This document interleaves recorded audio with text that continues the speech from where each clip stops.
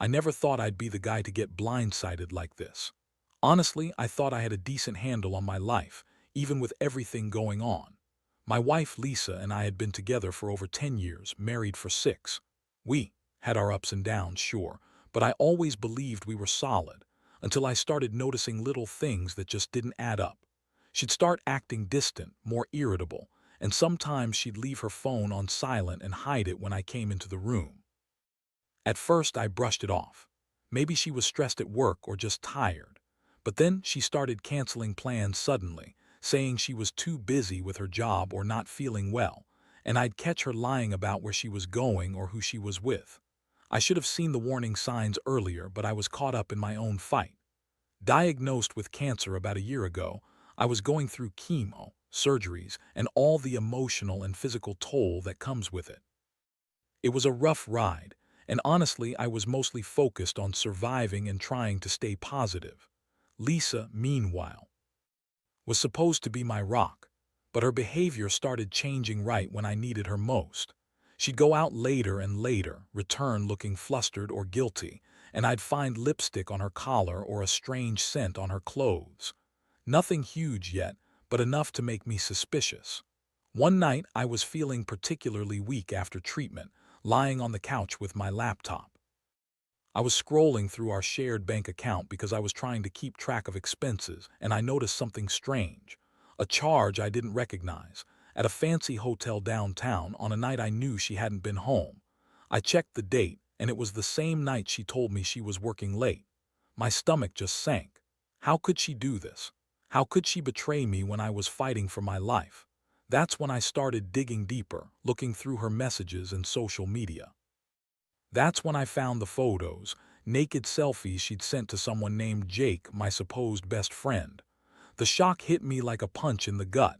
I'd trusted both of them so much. Jake, my best friend since college. We'd been through a lot together. And Lisa, I thought she was my wife, my partner in everything. Turns out she was sneaking around, lying, cheating, all behind my back right when I needed her support the most. I remember feeling numb, like my world was shattering in slow motion. How could she do this? How could she be so heartless? I wasn't just hurt, I was furious. It felt like my entire life was built on a lie, and suddenly I had this awful choice to make. Do I confront her right now, or do I gather evidence and plan my next move? That's when I realized I'd been blind. She had been planning this for months, maybe longer, while I was battling cancer. And Jake, I never wanted to think he could be so low, but there it was. The betrayal was complete. I sat there, staring at the screen, feeling my heart pounding in my chest. I didn't know how to process this. I'd gone from feeling vulnerable and fragile from my illness to feeling like I'd been punched in the stomach by everyone I trusted. That's when I made the decision. I had to find out just how deep this went, and I had to do it without letting her know I was onto her yet, because I knew this wasn't over, not by a long shot. The next morning, I woke up feeling like I'd been hit by a truck. My body was weak from treatment, but my mind was sharper than ever, focused, angry, and determined to get some answers. I started with her phone. I knew I shouldn't invade her privacy, but after what I found last night, I couldn't just sit back and do nothing. I waited until she was in the shower, then I casually grabbed her phone when she wasn't looking. My hands trembled a little as I unlocked it, thinking about all the trust I'd lost, all the lies she'd told. I scrolled through her messages first. It took no time to see the conversation with Jake. They'd been exchanging flirty texts for months, even before I got sick. The way they talked, secrets emojis, can't wait to see you and miss you, made me want to vomit. It was obvious they'd been sneaking around. But what really tore me apart was the photos. Naked, provocative photos of her sent to Jake. Some of her in lingerie, some just topless. The timing was perfect during my chemo sessions, during my worst days. How could she be so cruel? I felt sick and furious all at once. I closed her phone, my hands shaking. I knew I had to confront her, but I also knew I couldn't just blurt it out. I needed to see her reaction, get her to admit it. That afternoon, I waited for her to come home. She walked in, hair a little more disheveled than usual, a false smile on her face. I looked her straight in the eyes and said, "We need to talk." Her face immediately stiffened. "You've been lying to me," I said quietly but firmly. Her eyes darted away, trying to deny it, but I had the evidence. I saw the messages, I saw the photos. You've been cheating on me with Jake, haven't you? She scoffed, rolling her eyes. Oh, come on, you're being dramatic. It's just sex and it doesn't mean anything. You're sick. You wouldn't understand. Her tone was bitchy, dismissive, as if she thought she was too good for this. I couldn't believe her words. Sex. That's all it was. To her, I was fighting for my life, and she was out there screwing my best friend. I felt the rage boiling inside me. How could she be so callous? She lied, she manipulated, and she cheated while I was just trying to survive. I wanted to scream, but I kept my voice steady. It means everything to me. You lied about where you were, spent months sneaking around behind my back, and you think it's just sex. That's your excuse. She shrugged, trying to act like she didn't care. Look, I was bored. You're always sick, always tired. Jake, he's fun, it's just sex, like I said. It didn't mean anything serious. Besides, you're not exactly a saint either. What about you hiding your phone, huh? That hit me hard. She was right about one thing. I had been hiding my phone. I'd been scared of what I might find, scared of losing everything. But her words, her attitude, like she was some victim here, made my blood boil even more. I realized she'd been planning this for a long time, maybe even before I was diagnosed. She didn't give a damn about me. All she cared about was her own selfish needs. That night I couldn't sleep. Instead, I started planning how to handle this. I knew I had to get out of the situation, but I also knew I needed some leverage. I couldn't just walk away without making her pay for how she'd hurt me, especially after everything I'd been through. I remembered I'd hidden some recordings of her talking on her phone, her voice betraying her. I'd record her again, catch her in her lies, and use it to confront her properly. While I sat there, the weight of her betrayal pressed down on me like a ton of bricks. How do you rebuild trust after something like this? How do you even look at her the same way? I'd given her everything, my love, my trust, my support, and she'd repaid me with lies, betrayal, and sex with my best friend. It's a cruel twist I never saw coming. I was exhausted, emotionally drained, but I also knew one thing for sure. I wasn't going to let her get away with this. Not without consequences. I had to think carefully about my next move, but I was already certain that this relationship was over. The only question now was how to end it on my terms. The next few days felt like walking through a nightmare. I was trapped in a whirlwind of emotions, anger, sadness, betrayal, and even a little shame. I kept replaying everything in my head, trying to understand how she could do this to me, especially now when I was at my most vulnerable. I had started gathering evidence, recording her calls and texts, and planning my confrontation. I knew I couldn't just blow up and yell. I wanted to do this smart, precise. I wanted her to see that I knew everything, that she couldn't get away with lying anymore. One afternoon, I finally decided to confront her again, but this time I was ready. I told her I needed to talk. She looked annoyed, her bitchy smirk already forming. She tried to brush me off, saying she was busy, she had to go out, but I blocked her path. I took out my phone, hit the record button, and said, "Let's be honest now. I've seen the texts, the photos, the recordings. I know what you've been doing. And I want to hear you say it." Her eyes widened for a split second then. She scoffed, trying to act nonchalant. "You're overreacting. That's not what it looks like. You're just paranoid. Stop lying." I cut her off coldly. "Just admit it. You've been cheating on me with Jake, haven't you? You've been lying, sneaking around, and I've had enough. Tell me why." She rolled her eyes, crossing her arms. "You really want me to spell it out? Fine. I was bored, okay? You're always sick, always moody, and honestly, you're not exactly fun anymore. Jake, someone who actually pays attention to me. It's just sex, and it's not like I'm in love with him or anything. I just wanted some excitement. You're always so sick. I thought maybe I deserved better." Her words hit me like a punch. I felt my chest tighten. She was justifying her betrayal with bullshit excuses, and her tone, so bitchy, so dismissive, like I was nothing, like I was just an obstacle she had to get around. I looked her in the eyes, trying to keep my voice steady, but inside I was boiling.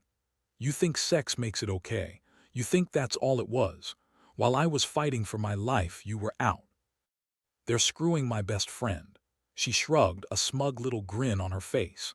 "Yeah, maybe. So what? I don't see what the big deal is. You're not exactly perfect either, lying about your phone, hiding stuff. Why are you acting like I betrayed you when you're not exactly innocent?" That almost made me laugh bitterly. I wanted to scream at her, tell her she was a manipulative bitch, but I kept my cool. Instead, I said, because I was sick, I was weak. I needed you. And you, I paused, voice trembling with rage, you used that. While I was in the hospital, you and Jake were planning your betrayal. I trusted you with everything and you threw it all away for sex and some stupid thrill. She looked away, trying to act like she was done talking, but I wasn't finished. I pressed on, I've got recordings. I'm calling the lawyer. You're out of here, Lisa. You and Jake can have your little sex fest, but I'm not going to be your punching bag anymore.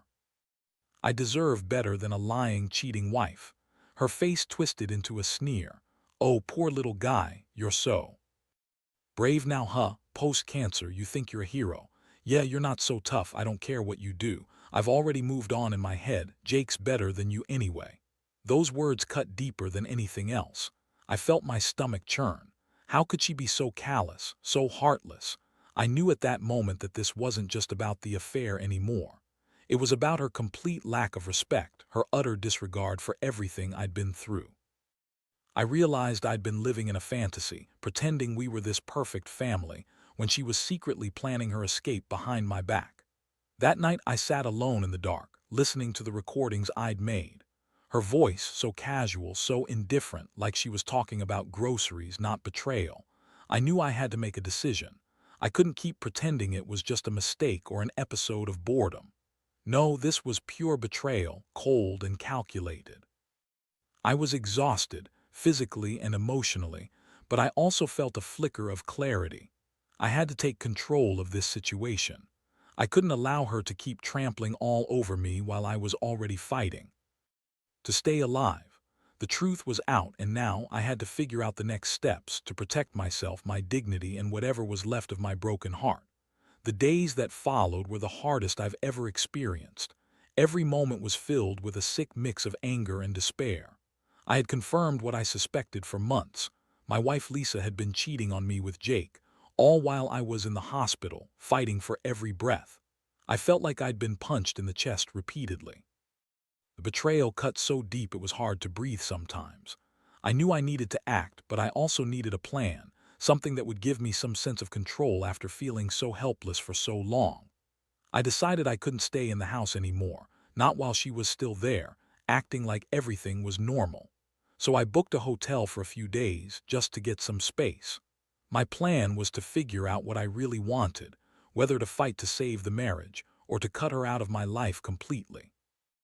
I wasn't fooling myself. I knew the damage was done. Still, I wanted to hear her spin her lies, see how far she'd go to deny everything. I also needed to think about how I would confront Jake and what I would do if Lisa refused to leave or try to manipulate me again.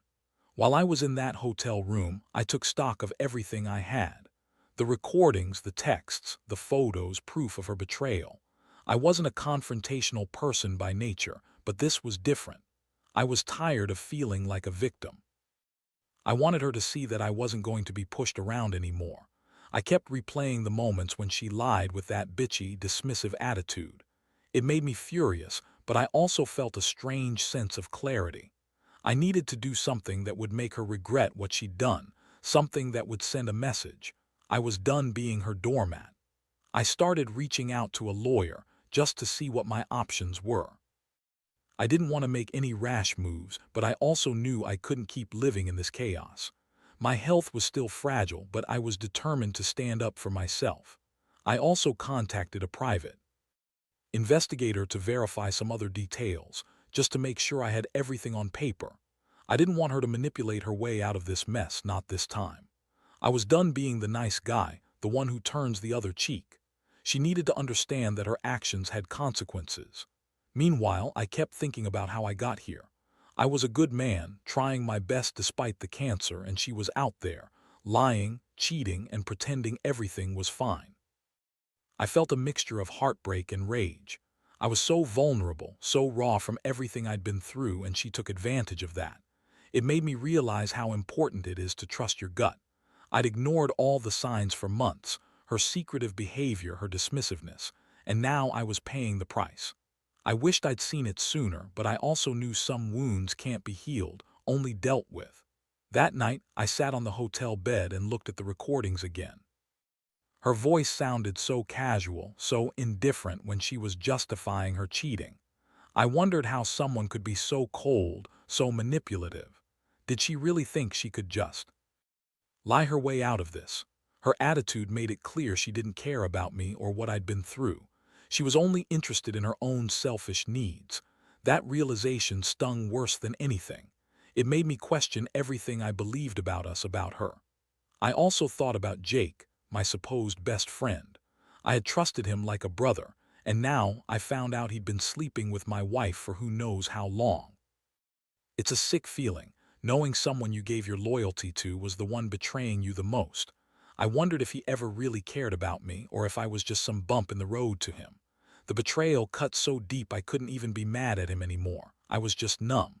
I knew I had to decide what to do about that too. Do I confront him? Do I cut him out of my life completely? Or do I let the law handle it? All I could think about was how I was going to move forward from this. I didn't trust her anymore, not even a little. I knew I had to protect myself from her lies and manipulations. I was exhausted, both physically from my illness and emotionally from the pain. But I also felt a strange sense of resolve.